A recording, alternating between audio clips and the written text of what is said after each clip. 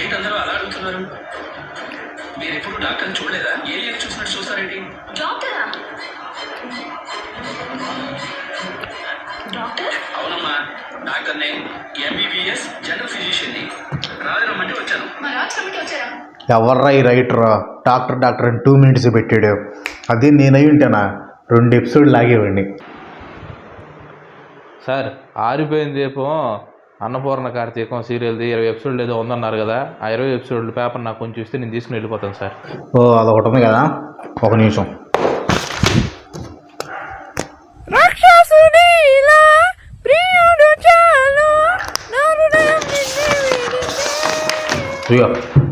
చదువు ఏమైనా డౌట్స్ ఉంటే అడుగు, ఓకేనా? 1 to 5 episodes హెలికాప్టర్లో వెళ్తున్న హీరో అలాగే అతని వైఫ్ సూర్యకాంత్ వెళ్తూ ఉంటారు. సడన్గా వైఫ్ వంగడంతో ఆమె మెడలో ఉన్న తాళి కొట్టి కింద పడుతుంది. 5 to 10 episodes అలా తాళి గాల్లో ఎగురుతూనే ఉంటుంది. 10 to 15 episodes నేల మీద ఉన్న ఐఏఎస్ జ్యోతిలక్ష్మి అనే అమ్మాయి మెడలో పడుతుంది. నెక్స్ట్ ఎపిసోడ్లో ఆ తాళి ఎవరు కట్టారో, ఆ తాళి ఎవరు కట్టారా, వాళ్ళే తన భర్త అనుకుంటుంది. వెతకటానికి రెడీ అయిపోవటం ఏంది? నెక్స్ట్ 15 నుంచి 20 episodes ఐఏఎస్ జాబ్ వదిలేసి భర్త కోసం వెతుకుతూనే ఉంటుంది. సార్ ఇదేనా మీరు చెప్పిన స్క్రిప్ట్? మీరు రాసిన స్క్రిప్ట్ ఇదేనా? ఏంటి లెంగ్త్ ఎక్కువైందా? అయితే డైరెక్టర్కి 50 episodes స్క్రిప్ట్ ఇచ్చారని చెప్పు, ఓకే? సార్ ఏంటి సార్ ఇది? అసలు హెలికాప్టర్ నుంచి తాళి వెళ్ళిపోయి ఐఏఎస్ ఆఫీసర్ మెడలో పెట్టమైంది. ఐఏఎస్ దాన్ని పక్కన పడేయకుండా డైరెక్ట్గా వెళ్ళిపోయి ఆ పడేసినోడు ఎవడో వెతకటం ఏంది? తను ఐఏఎస్ ఆఫీసర్ అనుకుంటుందా లేకపోతే బాపట్ల దుర్గా అని చెప్పి అనుకుంటుందా? మళ్ళీ మన మాట సార్, కడుపు కన్నం తిన్నవాడు ఎవడైనా సరే దీన్ని స్క్రిప్ట్ అని చెప్పంటారా? స్క్రిప్ట్ అని చెప్పంటారా? అందుకే కదా ఈ అన్నం మానేసి ఆలు మిచ్చిరి తిన్నా. ప్రోటీన్ కంటెంట్ తింటావు కొంచెం. అసలు ఆడవాళ్ళ క్యారెక్టర్ని ఇంత డంబుగా రాయాలని చెప్పి మీకు ఎట్లా ఐడియా వచ్చింది సార్?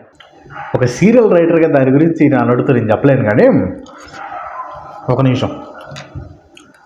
క్రాంతి వ్లాగర్ అని యూట్యూబ్లో ఒక ఫేమస్ యూట్యూబర్ ఉన్నాడు. మనం ఆడవాళ్ళ గురించి ఎంత దారుణంగా రాస్తావో చాలా డీటెయిల్గా ఎక్స్ప్లెయిన్ చేశాడు. ఇట్లా కూర్చో, ఇద్దరం కలిసి చూద్దాం. ప్రోటీన్ కూడా కూడా కూర్చో. హే గైస్, ఎలా ఉన్నారు? ఎక్కడ స్త్రీలు గౌరవించబడతారో అక్కడ దేవతలు కొలువై ఉంటారు.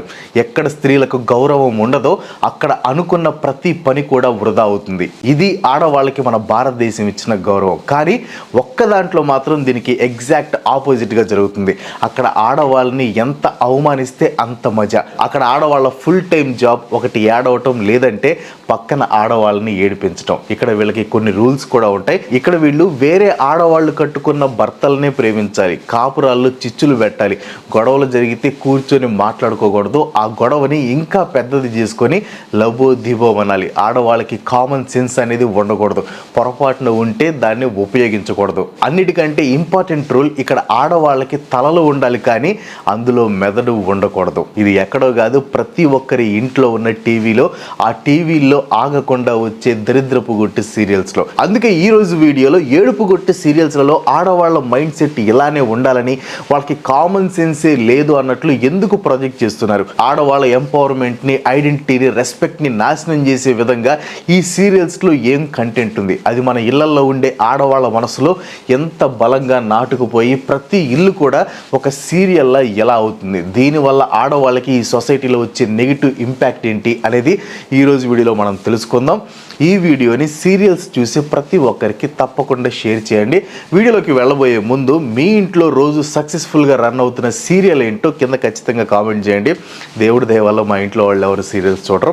2025 ఈ కాలంలో అంతా feminism, women empowerment, equal rights అంటూ ఆడవాళ్ళు అన్ని రంగాల్లో పట్టు సాధిస్తూ ముందుకు వెళ్తుంటే వాళ్ళని వెనక్కి లాగి మీకు తెలివి లేదు, సెన్స్ లేదని చెప్పి ఆడదంటే వంటింట్లో కుందేలు అని వాళ్ళని 100 ఏళ్ళ వెనక్కి నెట్టే ప్రయత్నం చేస్తున్నాయి ఈ టీవీ సీరియల్స్లో ఆడవాళ్ళ తెలివిని ఎలా చూపిస్తారో చూడండి.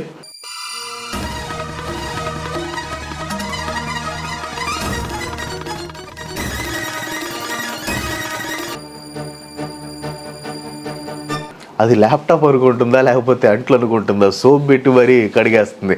బేసిక్గా 1వ తరగతి చదువుకునే పిల్లోడికి కూడా ల్యాప్టాప్ని ఎలా క్లీన్ చేయాలో తెలియకపోవచ్చు, కానీ ఖచ్చితంగా దాన్ని ఇంట్లో అంట్లు తోమినట్లు సబ్బు పెట్టి తోమకూడదు అని మాత్రం ఖచ్చితంగా తెలుసు. కానీ సీరియల్స్లో ఉండే ఆడవాళ్ళకి మాత్రం తెలియదు. అదే ఈ సీరియల్స్లో ఉండే బ్యూటీ అనమాట. మన ఆరని కుమార్ ఈ దీపం సీరియల్లోని ఈ క్లిప్ను ఒకసారి చూద్దామా? కొట్టే హక్కు ఎవరికుంటుంది? మొగుడికుంటుంది.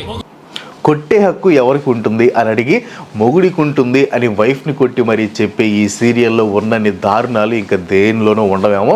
ప్రతి ఇంట్లోనూ ఈ దీపం రోజు 8కో 8:30కో వెలుగుతూనే ఉంటుంది. కానీ ఈ సీరియల్స్లో ఆడవాళ్ళని చూపించిన విధానం వల్ల చాలా ఇళ్లలో దీపాలు ఆరిపోతున్నాయి. ఈ క్లిప్ని టీవీలో చూసిన చిన్నపిల్లలు ఏమనుకుంటారు, ఓహో భర్త భార్యను కొట్టొచ్చు అనమాట, భర్త అంటే భార్యని కొట్టేవాడనమాట, భర్త కొడితే భార్య ఏమనకూడదనమాట, అసలు ఆడదాన్ని కొట్టడానికే మగాడు ఉన్నాడనమాట. ఇలా ఒక్కొక్కరికి ఒక్కొక్క ఆలోచన ఈ క్లిప్ వాళ్ళ మనసులో నాటుతుంది.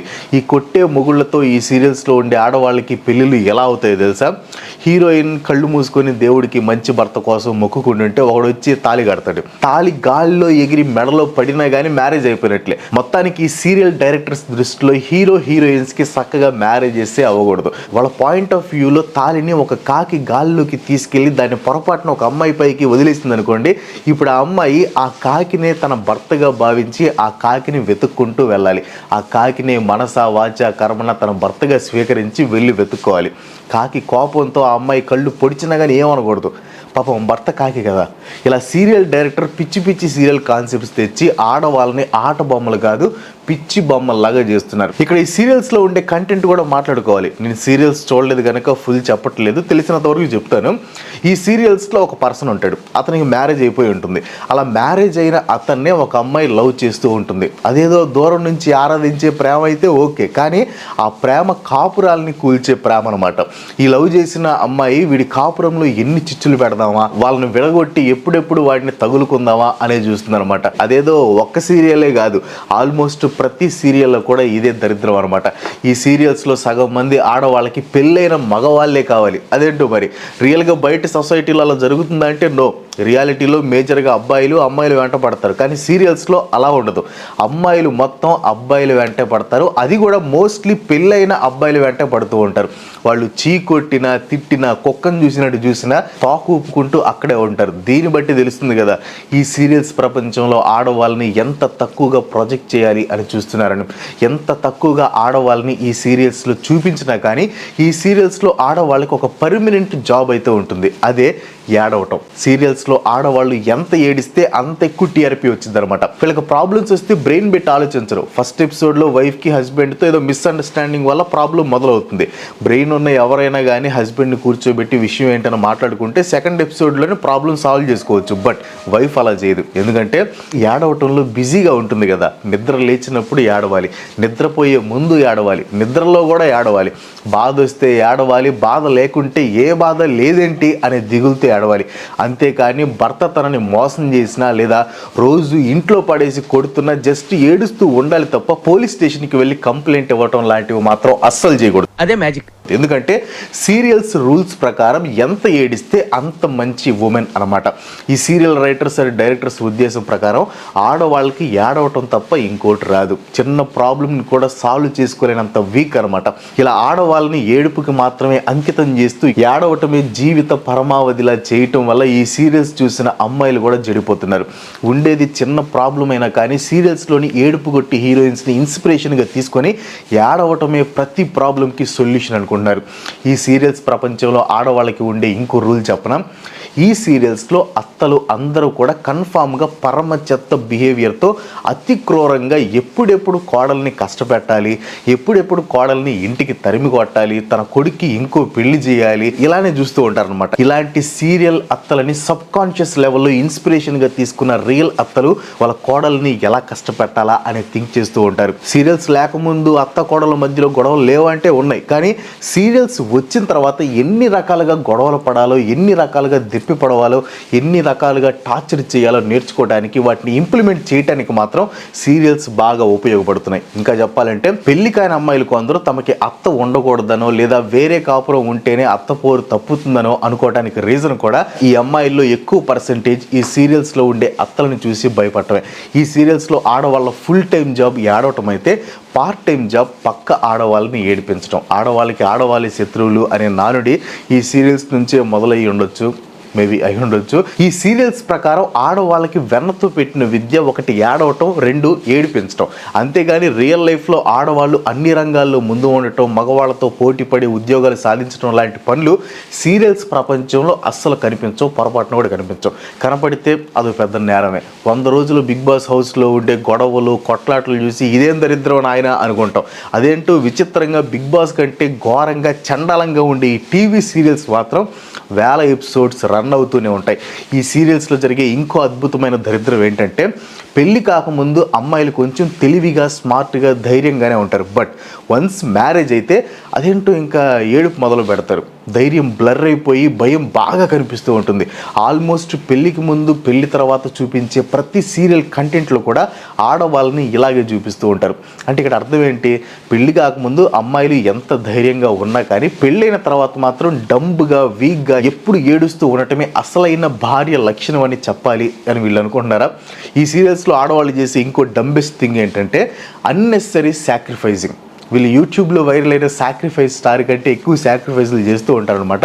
ఎంత సాక్రిఫైస్ చేస్తే అంత మంచి అమ్మాయి అని అనుకోవటానికి ఇవన్నీ కూడా. వీటిని చూసిన అమ్మాయిలు వాళ్ళు కూడా వాళ్ళ జీవితం కోసం కాకుండా చుట్టుపక్కల ఉండే వాళ్ళ కోసమే బ్రతకాలేమో, ఒక నడుస్తున్న మిషన్ లాగా బ్రతకటమే ఆడవాళ్ళకి మంచి పేరు తీసుకుని వస్తుందేమో అని ఫీల్ అయ్యే ఛాన్సులు కూడా చాలా ఎక్కువ ఉంది.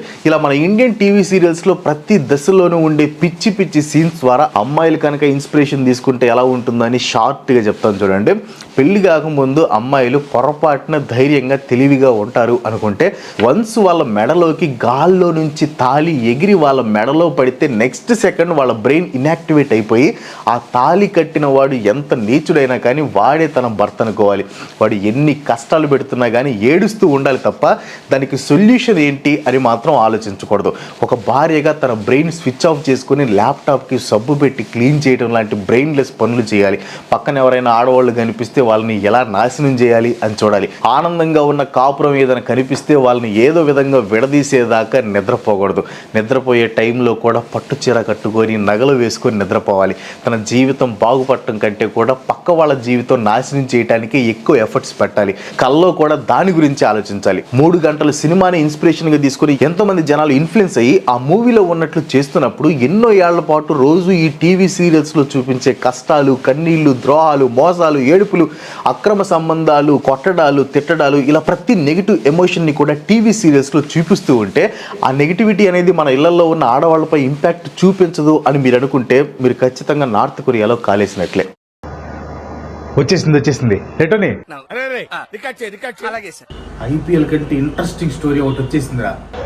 హీరోయిన్ గాజులు కొనటానికని షాప్కి వెళ్ళింది. ఆ షాప్లో ఉన్నోడు హీరోయిన్కి గాజులు పడతాయా లేదా అని చూడటానికి గాజులు దొరుకుతాడు.